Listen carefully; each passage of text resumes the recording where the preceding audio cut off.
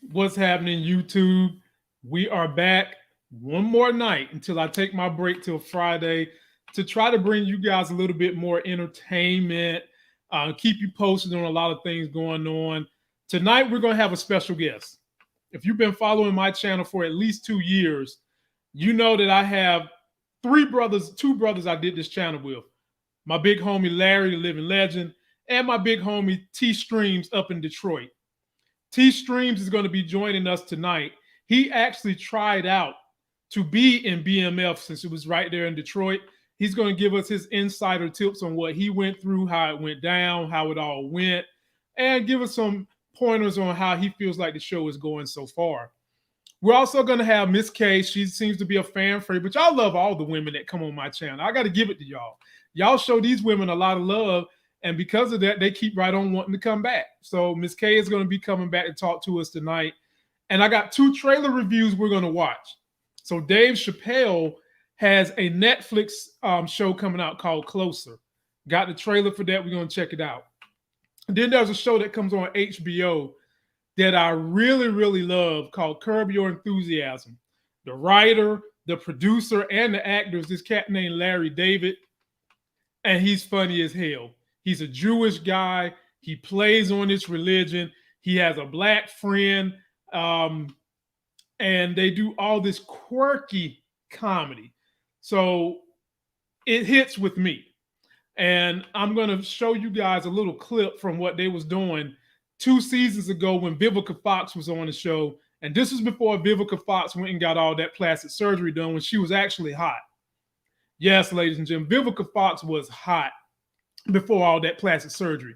This was when she was dating 50. She was bad then. Then after 50, I don't know what the hell happened. But I just kind of want to see how you guys feel about Curb Your Enthusiasm. I got a good mind to review that show because that shit is funny as hell. Do you hear me? It's very funny. And now while we wait for our special guest to get in here, let me shout out to people. I've got 50 of y'all in here so far. Can I please get 50 likes? And I did drop a financial video today on my other channel. So go check it out. I was just talking about whether or not you should invest in Facebook, considering what happened to them over the last 2 or 3 days. And you might be shocked at what I said, but go check it out. People, let me shout you out. Who we got in here today so far? Douglas Croft. What's up, my brother? The Original Man brand. Damn, I like that. That sounds like a t-shirt. Let me go print that. Larry David is my favorite besides Ty Burrell on Modern Family. Yes. Yes. Yes. I've seen every episode. Uh-oh, ladies and gentlemen, we got him. We got him. We got him. That's the big homie T Streams right there from Detroit. What's going on, big homie? What's happening, man? Already starting with technical difficulties. What's up, everybody? What up, though? Yeah, man, he's back. Y'all, some of y'all been throwing eggs and tomatoes at me because I don't never have the man. No, I told you this man's a businessman. As we said in our community, he's a businessman. But he's back. He is back. He's ready to talk a little BMF. He's going to tell us about his audition and all that. But before we do all that, I know some of y'all live in Detroit. And if you do, go check out my man's store. He actually let me come see his store when I was in Detroit a month ago. It is a beautiful store. He's got clothes inside the store. He's got advertising clothes outside the store. You got to check this brother out. T Streams. Did I overhype the store too much? Nah, you good, man. You good. It's always something. It's always something jumping off up there. It is, man. I love the D, man. But you've heard me say this before. If I could convince my wife to move, I would come right to Detroit. I would come right to. I love the D, man. You up there, her family's up there, and ladies and gentlemen, this is Miss K. Miss K, hey. This is T Streams. T Streams, this is Miss K. Hey, how you doing? Good. How are you? All right, nice all right. To meet you. Now, see, this is what Miss K does. T Streams. She comes in here fashionably late. Here we go. She got to do her eyes. She got to make sure her teeth is really, really white. She's got to make sure her hair is laid, planned. She come in here late on purpose. T Streams. That's how she get down. Oh yeah. But anyway, let's get into this, man, so I don't keep y'all all night long. So T Streams, you went and auditioned for BMF. And Yeah. if I remember, you was trying to be the pastor, correct? Yeah. So they wound up giving that role to Snoop Dogg. But T Streams, tell us what it was like to audition for it and what you was going through trying to get in on the show. Well, for starters, man, I mean, it was really just a series of, for that particular show, they was doing everything during COVID, so it was just a series of video auditions and stuff like that. Mm-hmm. I didn't know. I knew Snoop was in it, but I didn't know that he was actually Bishop Wallace. Yeah. I mean, so damn, I didn't stand a chance, no way. So it's cool. But it was fun to be able to just communicate with G-Unit Films and just have the opportunity just to be able to be like, all right, I can notch this on the bucket list. And just have something to do. It would have been cool, it'd have been cool if I would have made it, but they let me down pretty easy. So it was, it wasn't really no heartbreaks or anything like that. So maybe sometime in the future, if my schedule lightens up on me, I'll try for something else. But it was an experience, just going through the whole thing, running around in my little office, talking to myself, doing gestures, trying to get picture perfect and stuff like this.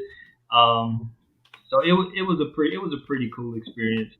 I appreciate everybody that was like, "You got it, man. You got." I was taking it. And I was going and didn't go nowhere, but it was cool. It was a fun experience, and that's about all I can chuck up to it, man.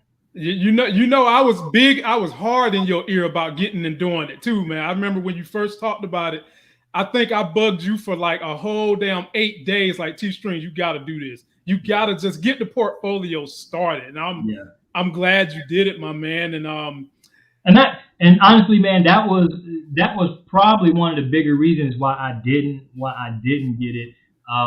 When I got my little letter per se, the thing was that I really didn't have any content in my portfolio, and so they they suggested to go do some commercials or just do something and have some other things. So I guess they really only wanted Lil Meech as they breakout artist there for that film. I'm not sure what other roles any of the other guys may have previously played in, but it was all cool. So well, now you've grown up or you've been in and around Detroit for a very long time. Did you ever have any run-ins with Meech and his crew or Larry Hoover? Because I know you run down to Chicago every now and then. Have you ever had any contact with any of the crews? So not really them. More so than than the people that they looked up to, which was the Chambers brothers. Okay. So you had the Chambers brothers, White Boy Rick, and all of them that was shooting some major moves in the 80s and stuff like that. And out of that, they sort of bred.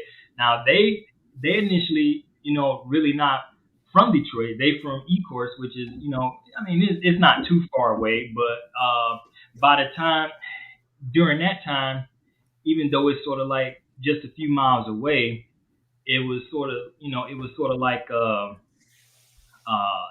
this sort of like unworded beef type thing. Ecorse dudes didn't mess with Detroit guys. Detroit guys didn't fool with Flint guys and stuff like that. And that's how it was. And it really wasn't until they actually right around the time they actually popped up and went down south that sort of started going away, and everybody started making money together. even though they had reaches, even though they had reaches into the city pretty deep. Mm-hmm. You know, Okay. I was closer to 12th Street, but I ain't fuck with them neither. So, Miss K, I want to show you something. So you see how the men, they give super chats just because of the name Miss K, right? Well, T Streams is the original money getter on this channel because look at this. Ooh. This young lady hardly ever super chats me, but she know I'm picking on her. And every time T Streams show up, she come through. She come through with the money grab. So Hey, Miss K, yeah, how you doing there, darling? And so now, ladies and gentlemen, we'll get into the meat and taters of this thing. Miss K, is there anything you want to ask this brother about his experience in the D and being around the whole thing before we get started and kind of breaking down his assessment of the show so far? I don't have anything right now. This funny thing is before we started, I think I thought of something and now it just slipped my mind because you kind of said everything. So okay. Well, that is the sign of a true interviewee when they say everything they need to say in the clean swoop. So now we'll get into the meat and tater. So T-Stream, since this is your first time getting back with us in a while, I'll hit you. So what are your thoughts on the show so far, and what has shocked you the most that they've done on the show so far? Well,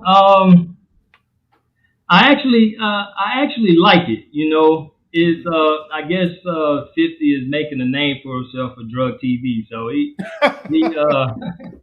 you know, he found him a niche and it's working for him. It was really just a matter of time before somebody made a film about these brothers anyway, because their hustle game was totally different from a lot of the other cats here in the city. I mean, just from how the way they took it from the drug game and then tried to legitimize it to a sense by getting involved with the music industry and all this other kind of stuff. And so that may have been where they went wrong at. I don't know, but they went for a very long time. Some people don't last that long in the drug game, especially once you get to that level of transportation and stuff. I mean, these guys moving thousands of pounds a month. You know what I'm saying? Right. And so they made it to a level that guys not very very very few will probably reach that type of level. But I enjoy the show. For me, it's sort of nostalgic a little bit. Listening, seeing some of the guys rock the Adidas top tens and stuff like that. Some other places may not understand how serious them top tens is. They was, yeah. And so some of the music, some of the music that identifies Detroit culture, and is for me is nostalgic and is in a good way and in a bad way, because it makes me reminisce to some of the things like the old grimy dude that just got out of prison. Central. It just those type of characters remind me of people that I've had to interact with before I left the streets, and just sort of just be like, ugh. But it's I think it's going to be a pretty good show, man. I'm feeling it so far. I'm trying to see how close they're going to stay to the original story, because for those of you that's not really familiar with it, they have plenty of documentaries out there that's telling the whole story uncut. And so you can catch them just about anywhere. And so I'm just trying to see how far they're going to stay to the story, what they're going to fictionalize, and all this other kind of stuff. And all is well. I was just talking with somebody the other day. I was like, well, dang. Early this year, they gave Big Meech a 3-year time cut off his sentence. You know, a lot of people thought he was getting ready to come home. He's still not coming home for another few years, like 28 or 28, 27, somewhere around there. And I just looked and man, this man, he's still worth $100 million. Yeah. I'm trying to see like how in the hell did he keep that protected? And they looked at everything. How was he able to keep that protected? But he's got man. Let me tell you something that I just discovered. And then I'll let you jump in, Ms. K. You both have heard of how rich people have these tax havens and places where the federal government can't get to their money because they don't have certain jurisdictions. Like you guys have heard of these rich dudes having Cayman Islands accounts. Yeah. That can't be seized. Well, guess what, my people? There is a state that have rules in place where your money can't get seized right here in the United States. And guess what state it is? South Dakota. They've got these rules that you can put money into a trust and it can't be touched by the federal government, even if it's gotten through ill-gotten gains. So I don't know if you guys know Bob Johnson. He used to be the BET exec that sold it to get Southwest Airlines, the richest black man in America. He had money there and he made a wire transfer, and that's how the government got him. So they made him pay $130 million in restitutions and fines because he had this money that he said he didn't have in the South Dakota account, and they caught him because he tried to wire some of that money somewhere else. So I said all that to say it doesn't surprise me that Meech still kept all his money, or at least a good part of it, because they said in the heyday, Meech and his crew, they was doing like $300 million a year. I can't even think. $300 million a year is great now, but back in the 80s, $300 million a year, right? But anyway, that's probably almost double what the what 300 million is now. To answer Eric's question, when they was actually known as the 50 Boys. It was right after the Chambers had fell and long after YBI, and at that time they was really just seen as a small crew. This was you looking at the mid 80s during that time, and so that was like the crack cocaine era in any major city, not just here in Detroit. And so you had all kind of cliques, and some disputed with each other and some did business with each other. I'm not aware of, though I didn't hang in, I wasn't hanging in that circle. I wasn't hanging in that circle. I was all the way over off Puritan, hanging in that circle. So they, that was just, it was just another clique, that they took. Normally cliques are after street gangs and stuff like that. They just sort of, they just went after like the whole YBI thing and named their little small crew. But it wasn't really until a while later that when they was known as BMF, when they actually had, tens and possibly hundreds of people on the payroll and set up in different distribution spots, that it really became known. At that time, they was just pretty much local, a local gang. Gotcha. Well, when Miss K get back in here, we're going to ask her. Oh, there she go. I just turned the camera off. I'm here. Miss K, let's talk about Lamar. As T-Streams mentioned, he gets out of jail just being a nutcase. And I don't know if have you watched the trailer for the next episode yet? Yes. What do you think he's discussing with Kato? Wow, that's a good question. I never thought of what he could be discussing. I just think that he's trying to get information from her.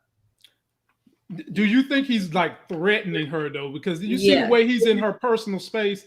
He's threatening her with something. What could that be? He's threatening, look, I'm gonna rat you out to the boys. They said that she's got a deep secret that's coming from the South. What is it? It's got to be something they're going to reveal about Kato this episode.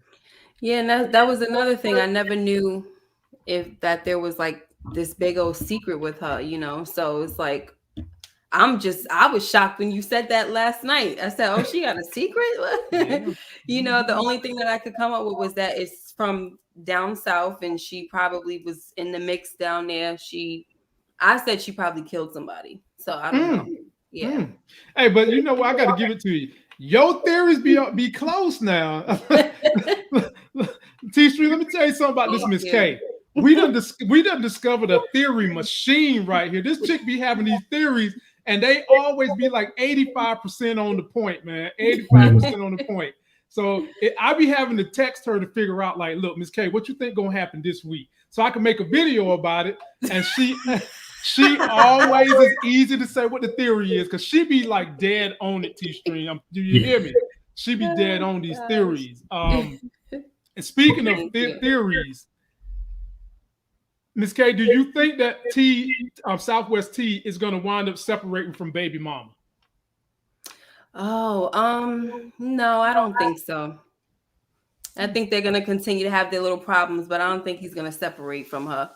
Is he gonna fool around? Absolutely. They was already talking about it in the hospital. Talking about how you gonna get chicks with one eye. I'm like, you got a baby mother. What the heck you talking about having some other chicks? Well, but you know, I've already done told y'all, one of them is gonna get Lala Anthony's character. One of them is gonna get that plastic Rubbermaid shit. It's T. He's gonna get that, but Definitely.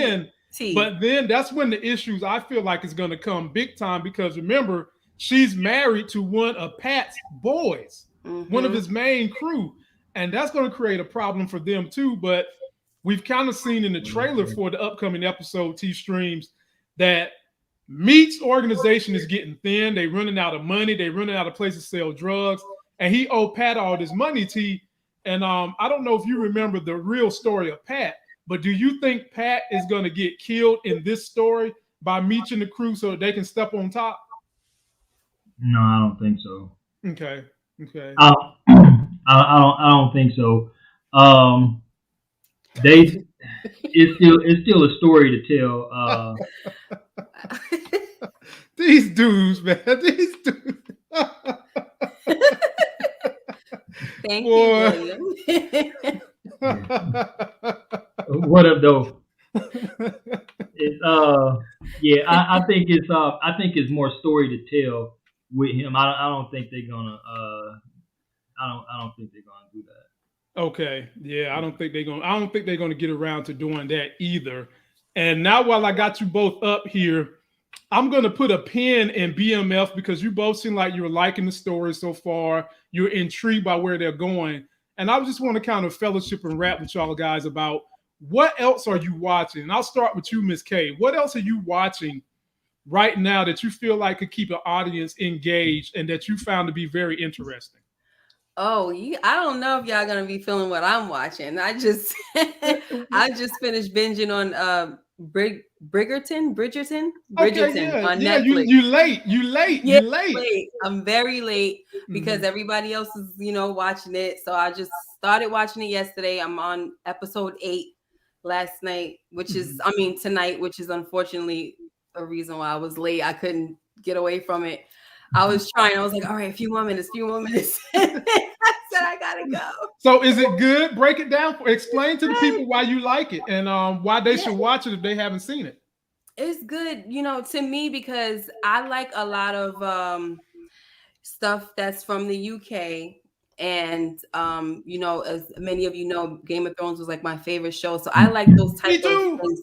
I like those medieval settings and things like that. But this is not really medieval. This is more like maybe mid-century or something like that. I can't with this woman. I love her, but I can't. She's still on Grey's Anatomy. Grey's Anatomy. Still going. Oh man. So, but the thing that I like about this is because normally, like, I watch The Tudors and I watch, all those type of shows, and they hardly have Black people. I mean, probably never, right? Yeah. And so with this one, what I like is that the queen is Black. It's just all colors. It's Black and white. You see some Asian. They're all like high-born, high-class people and stuff like that, and they're just mixing. So I really like that whole thing. I like the storyline. So I don't know. That's my thing, guys. So I just finished watching Nine Perfect Strangers too. That's pretty good. But go ahead. What you was gonna say? Now, I love the Game of Thrones, but it took me like 5 tries to get into it. But once I got into it, man, I'm someone who can pick apart details and kind of tell you what they're trying to tell in the story if you missed it. If you haven't picked up on that by now, I'm pretty good about that. And so I kind of missed the era where, Game of Thrones was big for a lot of white people. It didn't land with a lot of us, but I wish I would have been doing reviews during that era because I think I might wouldn't have been able to crack the code. But hey, they getting ready to come back out with some new ones, and I will be trying to review them. I'm sure Miss K is going to be ready for it too. Oh, they bringing that back? They doing House of the Dragon. Yeah, they doing the prequel. Okay. Yeah. And so T-Streams, what you been watching, my brother, that you found interesting that the people might like? Well, when you get a chance. Man, look here. TV has become like a rare commodity for me, man. But I did jump back up on that. I did jump back on that Money Heist when it dropped. And oh yeah, I caught that. Check that out. I was always a fan of that. And outside of this, of course I was doing the power, the power thing, and so outside of this, I really hadn't watched anything outside of this, and Power went off 2 weeks ago. Yeah. And so I keep hearing a lot of stuff about this what if, and so I'm almost intrigued to check it out because I keep seeing articles about it and how it's probably manipulating or how it could potentially manipulate the Marvel universe and things like that. And so I thought about checking it out, but man, I pray for the days where I can really just sit and get a little bit of tube time in. And if I wasn't doing this as one hobby and a way to earn money, I probably wouldn't be watching as much TV either. Before L came into our life, it used to be me and my wife's routine every Sunday to kind of bond with each other. That all we're gonna do is spend Sunday together, eating and watching TV shows. That was our thing. We're gonna go out, maybe get the pedicure and all that stuff done, then come back. We laying up, eating and watching, but we can't really do that now. But to T-Stream's point, what if T-Streams, you got to watch it. They only like 30 minutes long, and basically everything you know about the Marvel Cinematic Universe, they say to you, what if it didn't happen this way? So what if Iron Man never got out of that desert in Iraq? Think about how it would have turned. What if Thor would have been evil? They twist the what ifs and they make it real good, and it's done in a cartoon form. And it's the final episode, I think, is tonight, and I can't wait for it. The only reason I'm not doing shows on that right now is because I've been too tied up into BMF and Power, and I've been trying to find a way to go on other people's shows who specialize in that to keep the continuity going. But I highly recommend you guys watch What If, and there are some good shows that I think you guys should watch, and I've got a trailer for one of them on Netflix. We're going to take a look at that, and we're going to react to the trailer right now. Here we go. And you kind of got to have a quirky side in you to get the humor of this really, really stiff Jewish asshole is what he is. So I'm just keeping it real with you. I'm going to give you a clip, and then we'll kind of discuss if you guys think this could be something you could put into your schedules. Okay. What it is, what it is. Come here, I need to talk to you. What's going down, Larry? Listen to this, all right? In the doctor's office earlier, there's a guy sitting there, a skinhead, okay? He looks at me and he says, What the fuck are you looking at, Jew boy? What? Fucking faggot. What? Okay. What you do? What I do? Yeah, what you do? I slunk out. You slunk out. Slunk. I slunk out. So you didn't do shit and you punked out. That's what fuck happened, right? Yeah, I punked out. How'd that happen? What was I gonna do? The guy could have killed me. Next time a man call you a fucking faggot, you getting that ass, Larry. You know what I mean? You getting that ass, Larry. That's what the fuck you do. What are you talking about? You let the man ass? slide today. You gotta immediately get in somebody's ass when that happens to you. You pull their asshole open, step into their asshole, close the door behind you, take a spray paint can, right? Uh-huh. Larry was here. You spray paint, Larry was here, wash me, all that kind of shit. Fuck his whole asshole up. Eat some Snicker bars, throw some paper on the floor, read a newspaper, ball the paper up the newspaper, and throw the newspaper on the floor. Fuck his whole asshole up. You know what I'm saying? Then you open that asshole one more time. Open it again, open that asshole again. Oh! Step out his ass. And leave that motherfucker wide open so he know you been there. Open it up. Step in. the asshole. Spray paint. Larry was here. Leave garbage. Snickers. Eat Snickers. Leave garbage. Spit. Fuck it. Get out. Open it up again. Yeah, step out the asshole. Step out. Go on and close that motherfucker. Leave it open so he know you been there. You feel me? I got you. That's how you handle people. Get in that ass, Larry. Don't worry. All right. Wow. Man, let me tell y'all something. If Oh y'all my ain't gosh. watching this, y'all missing out. Y'all missing out, man. Last season, he did something called a spite store, right? So he goes to get coffee from a place called Mocha Joe's.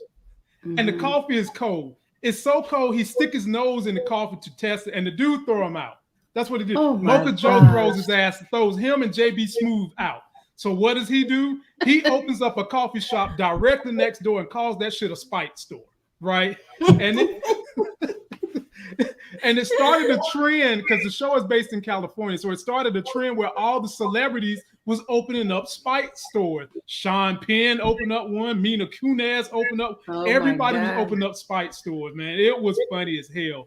But Miss K, having seen that one clip when Vivica Fox was in the show and she wound up dating Larry, the white guy, for a little while, and that shit was funny as hell. When I tell you that was funny, that was funny. Tell me, are you intrigued by this next season coming up? I'm intrigued, especially with JB Smooth, you know. all that. I mean, I don't know. He funny. Okay. And you say this is season 11? Season 11, my brother. I mean, Yeah, it's been out for a while. I never watched it. Larry David, he got it in. Larry David, for y'all that don't know, he's the one who wrote and produced Seinfeld. He is the guy behind Seinfeld. And he's so creative, he did his own show. He grosses so much money for HBO, they will literally let him take off 5 seasons in between the shows. So season 10 was like 4 years ago, 3-4 years ago. And he's just now coming back out with this one. In season 5, he skipped like 3 years before he came out with season 6 because he does such a good job of pulling in numbers. So T Streams, you gonna give it a go? I might get a chance to check it out. Now, I had never heard of it. I had never seen it or anything. Yeah, you got to give it a shot, man. This is the type of comedy that you want to watch before you go to sleep, because then you'll understand the jokes you need to say when some white kamikaze get in your face and you need to step in this whole asshole. Just step in that whole asshole. Just pull that shit open like it's a book. Just rip it open. And leave Step it in open. there. Yeah, step in there. No, I and think I start might punching. have enough material for that. Yeah. Oh my gosh. That's crazy. Wow. Well, Leave it open so he know you've been there. Oh my leave it gosh. open so you know he's been there. But you know, if you're gonna go in there, you should put something in there deadly. Hell, drop a knife in there so when he sit down and poke him or something. I mean, don't just let him know. Leave him something that's gonna hurt. You know what I'm saying? Don't just let him know. So Yeah, I see you use the forbidden F word. Right. Walking Man, around saying that. yeah. You can't say that nowadays. They say it all on Larry David show. They say it all. It'd be funny up there, man. You got to give it a shot, my brother. Coming after your head after that one. We'll see, but my people, that's all I got for y'all tonight. I will be back up in here Friday with the living legend Larry and Mucello, who hangs with the fellas. Yeah. And we'll have a special guest on for Friday as well. But If you're interested in Curb Your Enthusiasm, it comes on October 21st at, I think it's 9 p.m. And this is going to be a busy month, man. We got that. Hightown is getting ready to come back on. The other great show on Stars. I'll be trying to review that. Then next month, Baby Tariq comes back. So get ready for that. And while all that is going on, I see a lot of people in here saying that they like Curb Your Enthusiasm. So I will definitely be reviewing those 40-minute episodes just to check you guys' temperature, because you don't see too many YouTubers doing reviews of comedies, because the formula for reviewing shows is a little different when you're doing something that's a comedy. You know, there's no what you think is going to happen next week. You don't review it in that manner. And so hopefully I can twist Miss K's arm and we can do some reviews of that on Tuesday, the Sunday after the show go off, since she likes a good laugh. And since y'all seem to like her teeth and her smiles and all that, we're going to make it happen. But so T-Stream, shout out your store, man, so people can know that are from the D, how they can check you out. All right, yeah. If you're from Detroit, or you're in the Detroit area, or if you're coming to visit Detroit area, you can always check out Beauty Is Her Name by Tara. We located right there off of West McNichols Road, 6 Mile, between Schaefer and the Lodge Freeway. It's my wife's shop. She does like eyelash extensions and facials, waxes, body contouring, and all that other kind of good stuff.